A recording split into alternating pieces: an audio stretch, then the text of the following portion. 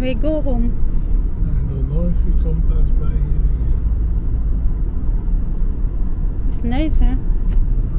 Yeah. Yeah.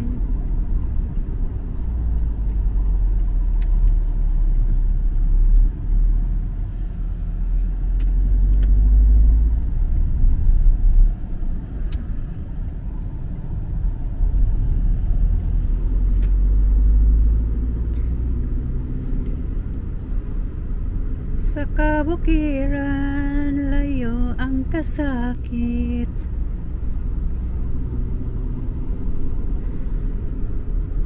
Nice view, guys. Countryside in Belgium. See, there is very nice house here. House or a restaurant? This one? House. House? Wow. Farm maybe. Farmhouse. Farmhouse? New farmhouse. Ah, yeah. Maybe ghost. Ah, here. The lake.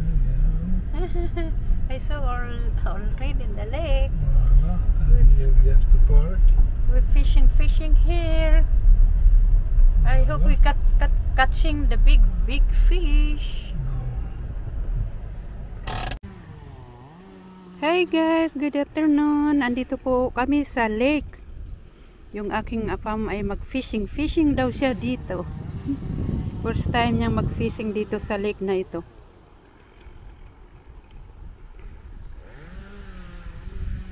Maingay kasi meron ditong nagpuputol ng puno.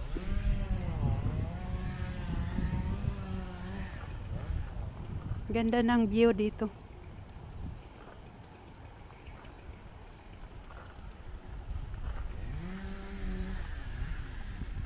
Yun yung mga nagpuputol ng puno.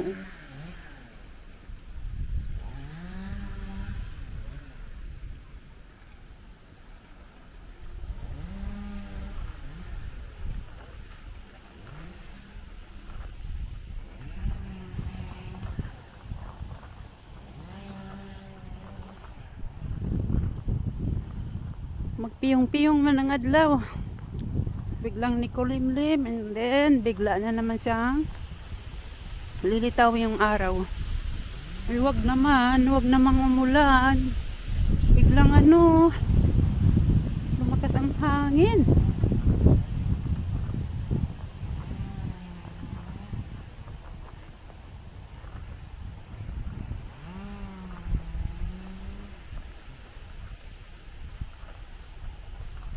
Dito guys, hindi din basta-basta mag-fishing dito.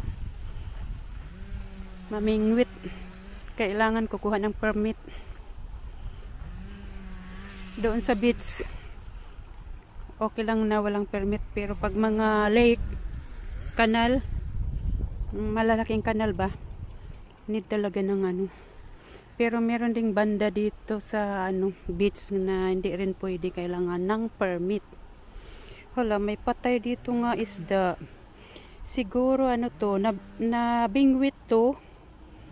Na bingwit ito pero nakawala siya, pero kalaunan ay namatay din siya. Kita nyo guys. Sama ni akong kamera. Nakita nyo guys. Ayan di ba? May namatay na isda.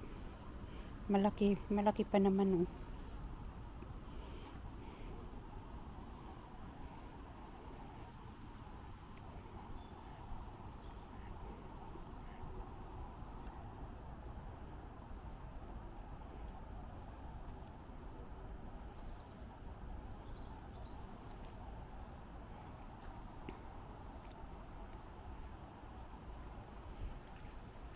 Hi, salamat. Nag-break time din yung nagpuputol ng puno. Tumahimik ang ingay.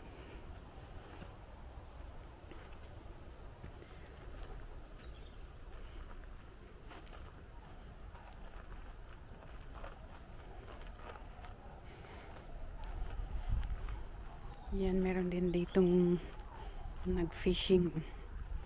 Yung aking apam doon oh, sa harapan.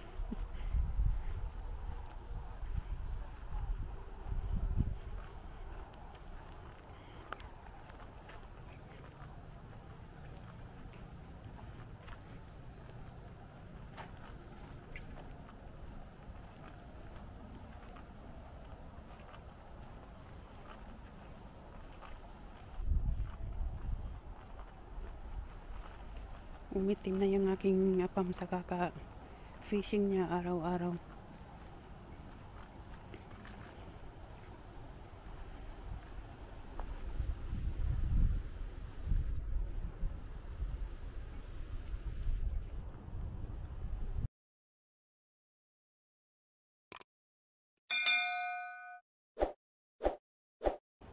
May ano dito oh. Tower. Wow, windmills ito pero walang ano pakpak.